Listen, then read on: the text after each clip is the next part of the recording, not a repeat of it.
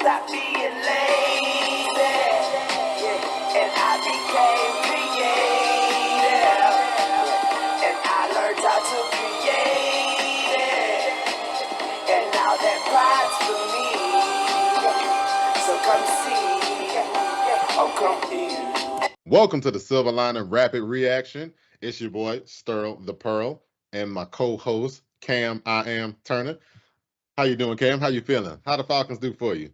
Hey man, we sitting 6-3, 4-0 in the division. Just beat the Cowboys. It was a little closer than I wanted to, but the Cowboys scored some garbage time points, which has been a trend for the year. But I'm feeling fantastic on this Sunday. It's daylight savings time. Got an extra hour of sleep. Feeling good, feeling relaxed, feeling rejuvenated. Ready to talk some mess come Monday because my boys done won. All right, sounds lovely. So we coming to you after the Falcons' home victory, 27-21 against the visiting Dallas Cowboys. Really, I felt like and it's one of them games where the final score is 27-21, but it was a little further than that, a little more in control. Now, I will say, it was little parts of the offense I was a little disappointed in. I loved how many touches we gave Bijan. Really focused on giving him a lot of touches. Some of the concepts we ran to get guys open, fantastic. Like the Drake London touchdown, fantastic. Darnell Mooney touchdown, fantastic. Those are great concepts. I wanted to see more usage of Kyle Pitts, but I did see that I think they were concerned about Dallas's pass rush, and they wanted to basically try to slow their rushes on the edge. So we used Kyle Pitts on a lot of pass routes.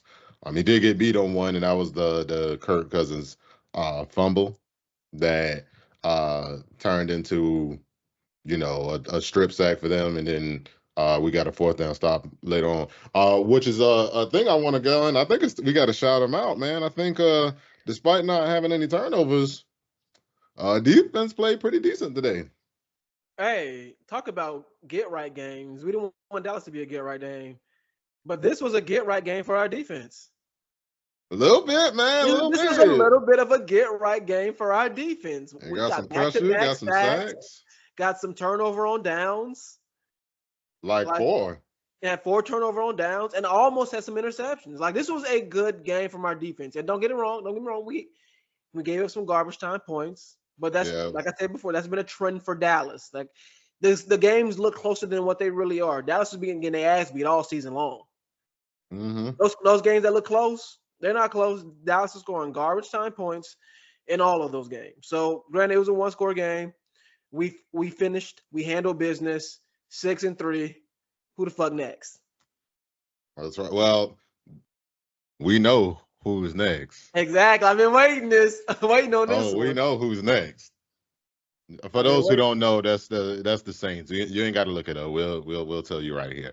But yeah, so I feel like the defense did do a pretty decent job getting some stops. I felt like the run game was decent. It wasn't as potent against them as I had hoped.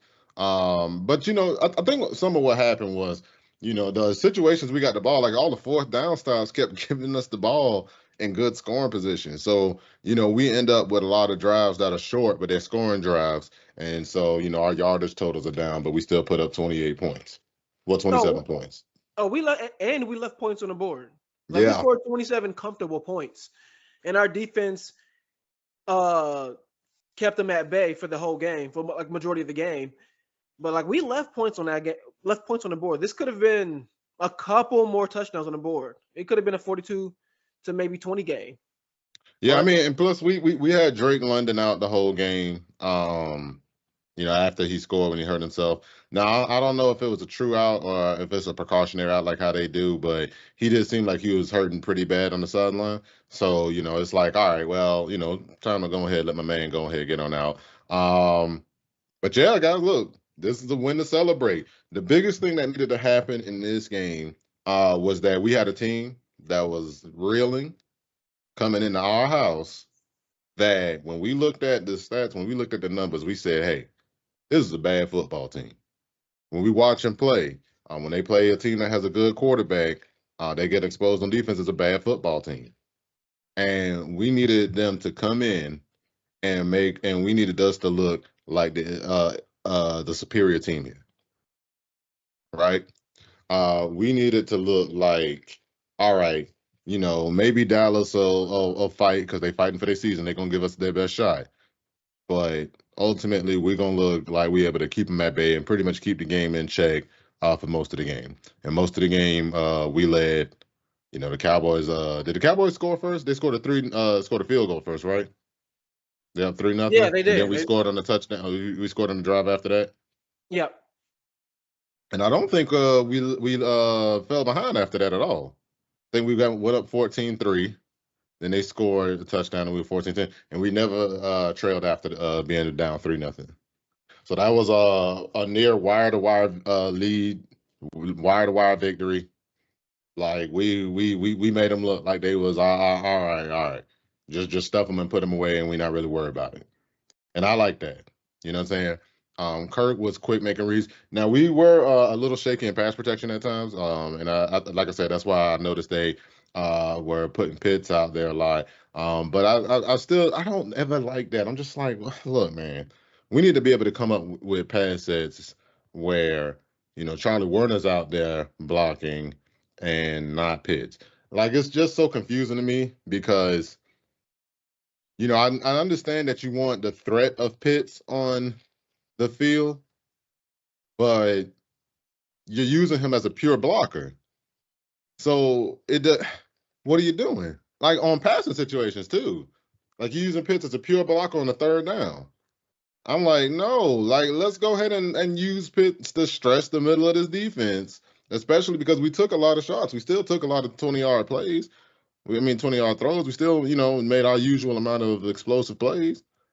Let's get Kyle Pitts involved, especially with Drake London out. But that's pretty much the only complaint I really have from the offense. I thought they looked fantastic, scored a touchdown in every quarter. The defense, they came out getting rocked on that first drive, but they buckled down. Every time it was a fourth down, they buckled down. Honestly, they buckled down on most of the third downs. We were a bad third down defense coming into this game. And them guys came in, and they showed up today on third down. And the thing that happened was most of the things that Dallas was bad at today, they stayed bad at when they played us. They didn't just magically find that get-right juice that teams seem to find when they play the Falcons. Their offense didn't look good. And we capitalized on their mistakes. Dallas had a bunch of false starts or illegal formations or 12 mans in the huddles, and we capitalized on that. They shot themselves in the foot, and we made good use of that. And I like that as our team. We showed growth. We showed that when a bad team comes in, we can put them away, and I love that. That was a great performance all around from the team. And sure, like Drake went down. It was probably more precautionary why he didn't come back in. We didn't necessarily need him. But all in all, like with Drake or Grady, a couple injuries going, it was all precautionary. But as a team, we felt like we were in the driver's seat and didn't need to risk our star players. No, so one, I agree. But I also noticed Raheem is actually very good about that. He just says, hey, like, he says he believes in his guys, and he does. Because when guys get hurt, he say, hey, no, stay out. And like, you hurt, just go ahead and stay out, and whoever's supposed to be the next man up, that's who's going to play. Even if you're ready to play, if you could finish the game, we're not going to do that. And I will appreciate that because that always makes me think back to 2018, first game of the year. Keanu Neal hurts his knee on a play. He's on the sideline getting checked. We playing the Eagles. We had the Eagles. So this is the year after the Eagles won the Super Bowl, after the divisional playoff game we had in Philly. And Keanu Neal hurt his knee, but he went back in the game. And then when he went back in the game, he tore his ACL. You see what I'm saying? The knee just wasn't structurally sound, and it just tore because he still has to play football at full speed. So then what I'm noticing, with Raheem is, hey, guys hurt, he says, hey, take him out. And see, that's something you got to remember. and probably think about, because who else was a coach on the staff in 2018, sir? Raheem. Raheem was a coach on the staff. You better believe he remembered that moment. You better believe he remembered that moment. And then so he says, hey, man, Grady, get the hell out. Like Chris Lyncham hurt his knee late in the game last week. He said, get out. You know what I'm saying? So that's keeping us healthy in the long run. So maybe Drake is fine. Maybe he's actually injured. But I got a sneaking feeling that no matter what the case is, he was like, no, go ahead and get out. And You know even what I'm if saying? Drake is out, I feel confident enough in Cordero Hodge to have a serviceable game. Now, don't get me wrong, he's not at Drake's level playing wise, but he's shown that he can step up in big moments. So, like, I'm comfortable with who we have on our roster. So I'm comfortable with Hodge, but admittedly, I would be disappointed if with all the weapons we have, we're going to Hodge in lieu of, feeding Pitts more, or feeding Bijan more, or, like just featuring our other guys, and that's nothing against Cordero Hodge. I love Cordero Hodge, and we know he's explosive.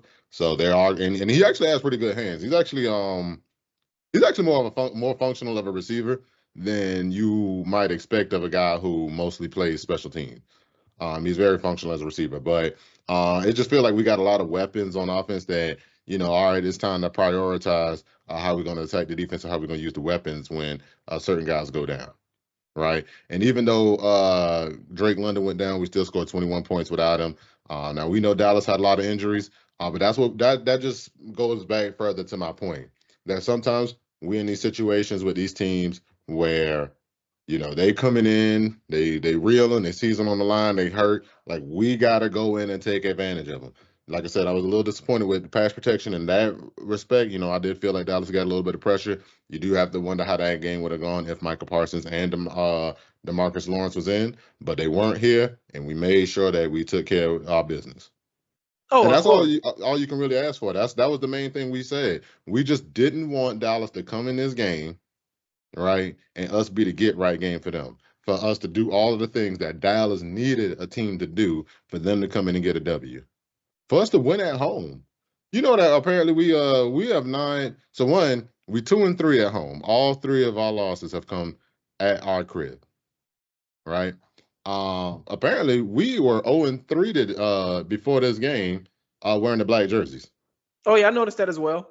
And I'm like, what? Well, black jerseys and black helmets, because we had the red jerseys and black jerseys and red helmets. We be smoking teams in those. But but yeah, with all black, we went out there, and we were able to go ahead and get W. And I know that's just anecdotal, like that doesn't matter, but it mattered. I don't want to be attached to I don't want to have to entertain superstition. Right? I don't want to have to be like looking at them. Oh shit, they wearing the black jerseys. We about to lose. I don't want to have to think about that. I want to be like, nah, our football team better than their football team. We gonna win. I don't care what we wearing. I don't care where we playing. I don't care if we at home, if we a better football team. We go ahead, we smack them up. And that last scoring drive was a great example of it. We went in there and punched him in the mouth, man. Ooh, I loved it, man. Yeah. And then we got Ray involved to the touchdown. Got Ray, yeah, that other one, yeah, with Ray involved in the touchdown. Love to see it. And those were just great plays. Like the touchdown plays, Zach getting that, man. All 4 great touchdowns. Zach is getting there. Like I'm telling you, man. And look, I got to give the defense credit because look, I'm a beat on you hard when I have a problem with what I'm seeing. So I mean, I got to go ahead and give the love when they're doing well. Grady, typical Grady game. Like there's several Grady games. There's all right, Grady, he around. He not being a liability, he around. And then there's just some games Grady have, man, and he just come in, he dominate, he go home. You know what I'm saying? And that's the thing about Grady, man. He don't play bad. He either has like a regular okay game, like you say, he's never a liability, or he has a game where he gonna show his ass. Yeah, you never gonna turn on the Falcons game, look at the Falcons D line and say Grady the worst player on that line. Yeah, you never say that. You know what I'm saying? Even if he didn't have the best game, even if I might have had a better game or somebody, Grady will never be number 4 out of your 4 guys lined up. 4, 5, 3, however many, depending on the play. He'll never be the worst. Right? So Grady had a typical Grady game. I saw D'Angelo Malone out there a couple times. I did as well, man. I was like, Yeah, Arnold Ebiketie as well. oh yeah, thank you. I wanted to give Arnold Ebiketie some points. So Arnold Ebiketie been turning the corner a little bit. He's not getting the production necessarily as far as sacks, but he is getting the production as far as pressures. I'm been noticing that about him. He's he getting there. You know what I'm saying? It'll take some time. But he getting there. Yeah, I know there was Jimmy in the media taking accountability for the defense, and it starts with him. I know Raheem said they're getting close to turning the corner, and this game was a good indicator of us doing that as a team. It showed that the defense is really slowly turning that corner. We had a team that was reeling, very reminiscent to.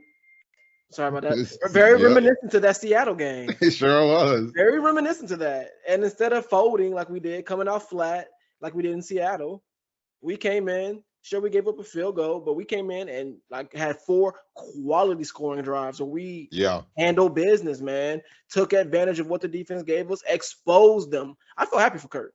I felt real good happy for Kurt because Kurt got some get back. My bad. Kurt got to get some get back, and I'm real happy about that. Got the window wide open.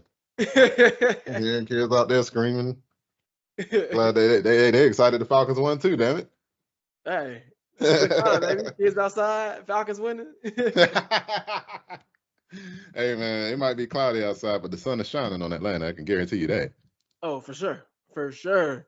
Cause like let's keep it a buck, man. Let's keep it a buck. Who called the Falcons at 6-3, 9 games through the season? Not me. Not me. Not me. You know what I'm saying? I didn't call 6-3. Like, I mean, man, I'm gonna need to look at the schedule again. But even at my most optimistic, I don't know if I said 6-3. And like, there's certain times, you know how you kind of getting like the extra optimist glasses where you start picking your team to go 17-0, and then you be like, all right, let's settle down. You know, I'm a Falcons fan. Let me humble myself. You know, where they're gonna drop the ball randomly. And that's another thing too. The only game where you really felt like they just went in and just dropped the fucking ball was the Seattle game. Exactly. One game this year. You know what I'm saying? Yeah, because like I didn't feel like they dropped the ball. I mean, they kind of dropped the ball against Kansas City, but the referees kind of screwed us on a real important play. And Kansas City got a legitimate defense. It's showing up week after week. Like the defense is carrying that team. Excuse me. That's the kind of team you can run when you got a Patrick Mahomes at quarterback, because you could be out here with Joe Bozo at quarterback and you could be 4-3, but when you got Patrick Mahomes on the other side, even though the offense not putting up points, you know, they make plays at the end, and then, you know, they're able to be that way. But long story short, you know, Kansas City, you know, they got a legitimately good defense. And we had them on the ropes, you know what I'm saying? And then our other loss this year against Pittsburgh, you know, that's kind of an aberration game. That's almost a burn the tape game a little bit at this point, because the team doesn't look anything like that team. You know what I'm saying? Pittsburgh is a really good team. Pittsburgh is 6-2. Yeah. So we lost to a good team. That's what I'm saying, man. And like I remember hearing this, and I just love getting this W, and for Kirk specifically to play as well as he did, because I kept hearing this bullshit rhetoric. Oh, and he only plays well against Tampa Bay. You know what I'm saying? And I'm like, that's how I knew you're not watching the games. Because even with that Seattle game, you know, we felt like we shot ourselves in the foot and we left a lot of meat on the bone.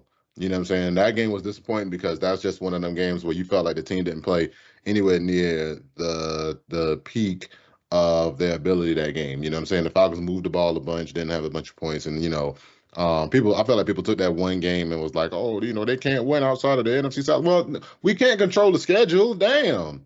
Right. Can't help that they gave us 4 goddamn division games in the first 8 goddamn weeks. We cannot do nothing about that. You know what I'm saying? But, you know, no, there's one thing we could do about that. Win all them games. Yup. Clever boy. Also, I'd like to give one more shout out I like to give a shout out to the special teams because Hmm. one, they try to hit us with a fake, and we were ready for that. Stay ready, don't got to get ready, and I love that. That's You could 2 tell weeks they in a was row they ready. try to get us on special teams, and we were prepared for that. They were And ready. second, and the most of all, we learned from past mistakes. And that's what I want to see as a team. Because I don't know if you remember, but I Oh, I remember vividly very remember vividly. In Dallas, a game we had in Dallas, comfortable control of. Dan Quinn, head coach, comfortable lead, and we blow it because there's an onside kick that our players were scared to go They for just the ball. watch. They like, yep. Scared, just looked at it. And Kyle Pitts with the trying to think, I'm missing a word right now. Kyle Pitts just with the just being the awareness. Instincts, man, the The intuitiveness, awareness to awareness, attack yeah. the ball, go for it, cover up, knowing the defense can't touch him. That's right. We're They showing can't we're touch me learning till as I a touch the team, ball. dude. We're exercising demons. Things I love to see as a fan. Bro. Just the nonsense. It kind of feels like that because it's against the same team. You know Oh, what I'm for sure, saying? man. Like that, you know. Because past Falcons would have lost that game. We would have found a way to lose that game. And That we was closed a it out. stupid way to lose that game. That like I remember and you know it's crazy when you think back to, you know, high school or anytime you may have played the sport or whatever and think, damn, even then I knew to make those plays, and that's just to see them not making that play was so crazy. Like I can think of situations. I remember I remember a play like this. And it's so funny how when the other team knows knows the rules and who don't, and how it ends up looking. So I'm in high school. We playing this the other high school, Johnson. They like the only team in the region worse than us, so we always play them for homecoming. And we on kickoff, right? And they kick the ball off, ball lands short, and it's rolling out of bounds, but it don't like it's dying, it's clearly dying. And the guy just standing there watching it. And Sammy run down there. That's one of the guys I played with. Sammy ran down there. He just jumped on the ball. And I was like, yeah, it's live. That's an onside kick effectively. So then we end up just getting the ball at like the 20 on the kickoff because the guy just stood there and watched, just like with the Falcons. And I remember another time, like we on kickoff and a guy kicked the ball. This is a whole different team. Guy kicked the ball. It hit one of our players because you know it's high school, so you know the kickoffs don't always go super high, and it went super flat. It hit one of the players in the back of the head. The ball flew up, and then like I'm right there, I run when I scramble and I jump on it because I'm like it's live, it's live. Let's get So then it. I jump, and then it's a cold day out. The ball almost squirted between my legs, but I was able to catch it and then pull it in. And I'm just like, high schoolers with that level of awareness, high schoolers with that level of awareness, and y'all boys gonna stand there and just let that damn ball roll up on you. And like, no, yeah, it's alive. You get Attack on the that ball. motherfucker. And yo, Pitts ran up there, Yeah. attacked it. I'm like, hey, look, when in doubt, don't do nothing. Like doing nothing is like the worst thing you could do in football. Hey, you blocking and you don't know the right guy to block. Someone is the right guy to block. And don't get caught just standing around doing nothing. Block somebody, tackle someone. Just do something. You know what I'm saying? But Kyle Pitts all over it. On that fake, they were ready. They were ready. Like and it was so crazy. I almost thought Dallas was gonna call a fake off. Even I was getting a sense of a fake coming just because of how much Dallas had already been going for it on fourth down. But you saw them line up in more of a defensive alignment. They didn't have everybody on the line. They had like basically essentially a linebacking core. Like they was ready for something. And Natron Brooks sighting, folks. I don't know if anybody knows who he is. That was one of our preseason standouts, especially in that Baltimore game. He had like 13 tackles of like a force. Like that dude had a great preseason game. I know it was preseason, but he played the whole game, and damn it, it was amazing. So I love to see him making a play. I saw Damone Harris out there getting some more reps. Good for him. Yo, look, let's go ahead and take this victory in. You know what I'm saying? Stopping. That's the smell of 6-3, 9 games through the season. There's 8 more left. We got some tough ones, but we got most of our division wins behind us. By the way, just a sidebar. Saints just lost 23-22 to the Panthers. Both of them Fuck the 2-7. fuck the Saints. They both 2-7. Hey, road game coming up. Hey, It take pour week. one out for Chris Olave though, man. I hope he all right. Dog, I feel bad for him, dude. It Yeah. sucks to have Derek Carr as your quarterback. Apparently, man, because that was because kind of a hospital pass. He's had so many concussions based off bad hospital passes that it seems like there's a league-wide hit on him. There isn't, but it seems like that because of the passes is being like he's getting set up for failure, man. Yeah, and did you see them tweets Michael Thomas had?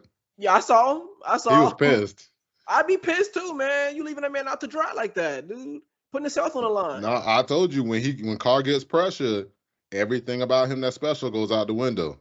Man, like honestly, like we kept talking about how the Saints eventually it's gonna catch up to them as far as like the salary cap management, and it was, but I feel like it could have worked if they hitched their wagon to the right horse. And I'm like, y'all hitched y'all wagon to Derek Carr? Nah, brother. That's like, that ain't it, yeah. And that's well, that's how the cookie crumbles. That is how the cookie crumbles. And now all of their salary cap wagons, like, the look, now imagine that same team. Imagine that same salary cap with Patrick Mahomes, with Josh Allen, with Lamar Jackson. You see what I'm saying? With Kirk It does matter who's your trigger man. Hey, but not Derek Carr. Derek Carr, man. Hey, man, because I'm like, y'all got the wrong horse. So yeah, they that's I just wanted to laugh at them real quick. Because they lost a division opponent. I don't care about Carolina, man. We done already beat them. We got them last game of the year. But I love making fun of the Saints right now. I also love making fun of the Bucks right now because sometimes you're scrolling through Reddit, and I remember just seeing a lot. Apparently, the Bucks fans just think, "Oh man, they suck, man. The only reason they just only good when they play us, and when they play somebody else, they can lose. We can still catch them in the division." I'm like, well, yeah, we did it against Dallas too, and they're gonna be like, yeah, it's just Dallas. Yeah, but we did it to y'all twice. So yeah, it's just Dallas. It was just Tampa. And I'm really hoping we can. It was just Tampa 2 times. Ooh, scored 30 on y'all 2 times. Damn, even Dallas held us under 30. Why y'all couldn't do that? You feel me? Oh, I can't wait. I'm praying we could do the double on the Saints this year. Oh. Yeah. I just hope they come up because you know the Saints gonna be up for us. You know they're gonna be up for us. It's a divisional play game. Like ass all that time, but they gonna be up for us. But it don't matter that they're 2-7. That don't matter in this game. It don't matter. They're gonna be up for us. But I'm not gonna lie though, they're gonna be playing shorthanded. And they bad against the run. And look.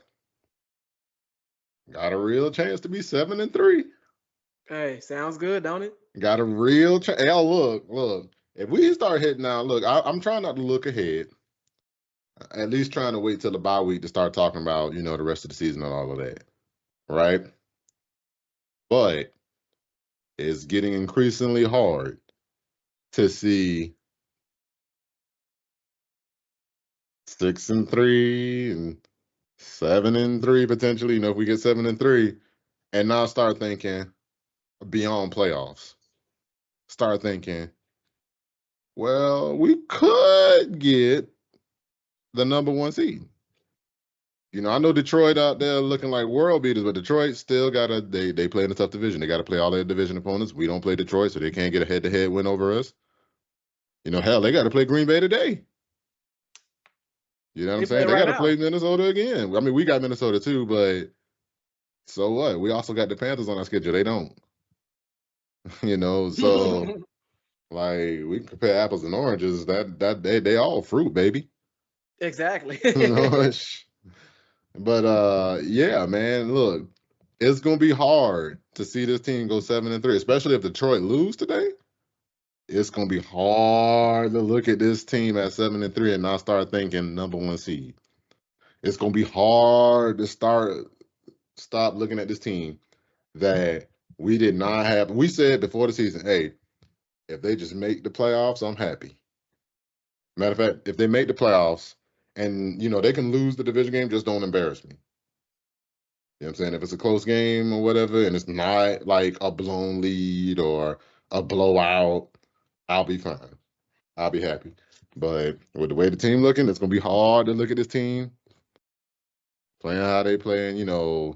If the defense play another good game like this, another solid game anyway, and how the offense is playing, it's gonna be hard to not start setting expectations for how many wins you want to see in the postseason. You know what I'm saying? It's gonna be hard not to say, hey, maybe we could make a run to that Super Bowl. You know what I'm saying? I don't want to get that excited, but it's feasible. I tell you, man. I said, hey, look, the way I look at the way the NFC is set up and the path ahead, there is a route for the Falcons. You know what I'm saying? I would hate to catch Detroit in the playoffs, but you get a high seed, you won't get Detroit until the NFC Championship, and that means somebody else might get them. You know what I'm saying? Detroit might mess around and get a bad matchup in the playoffs and lose. And then we get a good matchup in the NFC Championship, and hell, you end up in the Super Bowl, all you got to do is figure out how to win one game. One game. You ain't got to figure out how to win a series. This ain't basketball. This ain't baseball. You ain't got to beat them 4 out of 7 times. You just got to beat them one time. And who's likely to be the team that you play in the Super Bowl? Oh, you don't have a favorite out of the AFC? It's the Chiefs. It's the Chiefs, of course. Chiefs, right? Historically speaking, playing a team before in the regular season and then catching them in the Super Bowl seems to favor the team that lost the first time. Mm-hmm. Especially if it was a close game and they was able to bleed them a little bit. They was able to make them show weakness. Mm-hmm. Think about that time Kansas City played Tampa Bay and they was carving Tampa up, and then Tampa figured something out. Mm-hmm. And then they played again in the Super Bowl, and Tampa Bay took what they figured out and applied it again. Mm-hmm. Or that time, the Patriots messed around and got into a dogfight with the Giants when the Giants was barely on the ropes, about to miss the playoffs. But they got into a dogfight, only won by 3. And they had to play them again in the Super Bowl, and all of a sudden the Giants was ready. They figured something out. They was like, hey, we know something. And then they went to the Super Bowl, did the same thing. I'm telling you, man, there's a precedent for it. So I'm not trying to get you or anybody excited about going to the Super Bowl right now. And we just beat the Cowboys. We said the Cowboys stink. Cowboys ass. They suck. But like I said, it's going to be hard to look at this team playing 7-3, the offense humming. If the defense just start playing serviceable, like, how do you not get excited? Hey, man. I used to pray for times like this. You used to pray for times like this, to rhyme like this. Oh, man. Hey, y'all, it's been a long 6 years, brother. Hey, man. I ain't trying to count this one, but we more than halfway through the season, and I don't see a single reason not to think that we can't make the playoffs, get our seed, maybe even knock off some of these tougher teams we play. They've all shown they can be failed, man. We just watched the Broncos get pushed over a chainsaw today. Are the Chiefs still undefeated? Yeah, they are. Yeah, Chiefs still undefeated. Well, fuck. That's the only team, man. They find a way. But hey, I'm enjoying this Sunday. We got a dub. We 6-3. Could you have asked more for as a fan at this point? Could you ask for more? Just keep perspective on what you thought this season was going to be. Like, I know we all want more for the team, but hey, look, just remember where you started. Remember how people was calling us stupid when we signed Raheem instead of Belichick which we're gonna get into on our bye week episode. Please tune in because we're looking forward to that. We got a lot of stuff that what happened over the offseason that we didn't give our opinion on, and we got a lot of theories, and want to see where that takes us. But yeah, we got called stupid for drafting Michael Penix Jr. MPJ9. You know what I'm saying? We got stupid for they gave Kirk Cousins $100 million. Jesus Christ, he's got the best agent ever. There's never, ever, ever, ever, ever, ever, ever been a contract of $100 million guaranteed in the NFL. Never. Just never happened, right? Even You know though what I'm Deshaun saying? exists. Like, don't act like that's crazy. Like, chill out. Chill out. And he's looking like he's worth the money so far. The offense is humming. And the thing is, Man. we're getting better every week. Sure, Zach may call a couple more. He may call a few more bubble screens to my liking, but Right. we're getting better every week. We're playing to our strengths. We go into each week with a different game plan. And sure, it changes week to week. Like, hey, Kyle Pitts didn't really do much this week. He was more implemented into the blocking scheme. I can Yeah. live with that, baby. All dubs are the same. It's still the same They W. only count for one. They only count for one, baby. And we got to use our pieces how we can. Some people won't get fed more than others on a week-to-week basis. It is what it is. It's football. You can't feed everybody in the same pace throughout the season. Like, it's eat when you get your opportunity. That's all it is. That's right. And we have more than enough mouths to feed. And I'm like, good problem Thankful to for have, that. baby. Boy. Man, we used to pray for times like this, baby. Yo, man. And like it's you know what's crazy when you think about the fact that we had all these weapons. We had these same guys last year. Well, except for Mooney and McLeod and them, but like we had these same guys last year. But now they finally getting to eat. They finally They're getting getting used correctly, man. That's what we wanted. That's what we used to pray for times. We used to pray for times like that. You know what I'm saying? Ooh-wee. Because look, it's a long season. It's a long season, but no season is longer than one when your team already out of contention. 9 games in. Oh man, and we have had our fill of that lately. We've had our fill of that. Like, now, to be fair, for most of the Arthur Smith era, we weren't out of it after 9 games, but like we was like 4-4. We could never get beyond 4-4. We get 4-4, and then it's downhill from there. We go 4-4, then we're 4-5, then we're 5-5, then we're 5-6, then we're 5-7. Like, it was terrible football. It was always like that. And even if you take it back to Dan Quinn, his last really season and a quarter, I think he coached for 4 or 5 games. Really, in them last couple ones, like, we was out of it like immediately. Like, his last year, well, he didn't even coach the full year. He was a mid-season firing. He 0-5. And then, like, we would get run off the field in the first half and then, like, claw back to kind of make the score look respectable or make it close at the end and then lose because they'll get a first down and we don't get the ball back or something like that. Or we'll just get run off the field and blown out. And I'm like, 5 games in, we getting run off the field. We 0-5. Season pretty much over. No season is longer than that.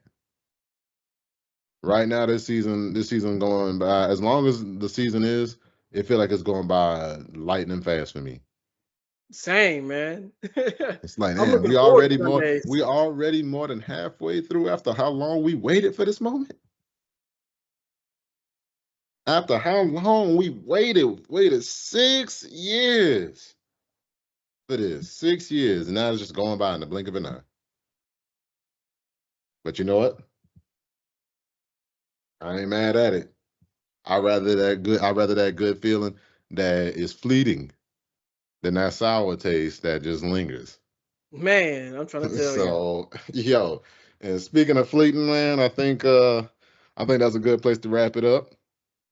You know what I'm saying? I know it's Sunday. We got to enjoy our Sunday. Y'all got to enjoy y'all Sunday. You'll get to this when you get to it. But, we just wanted to go ahead, give a reaction, and talk about how excited we are that the Falcons won today. And we got a lot ahead that to be excited about. Absolutely, man. Absolutely. A lot to be excited about. All right. Well, look, thanks for joining us, guys. Like, subscribe, comment, hit the little bell, let you know when a real nigga gonna upload. And we appreciate your time so much. Have a good one. Share the video if you want to share it. Don't. And we'll see you on the next one. Signing Peace. out. Peace.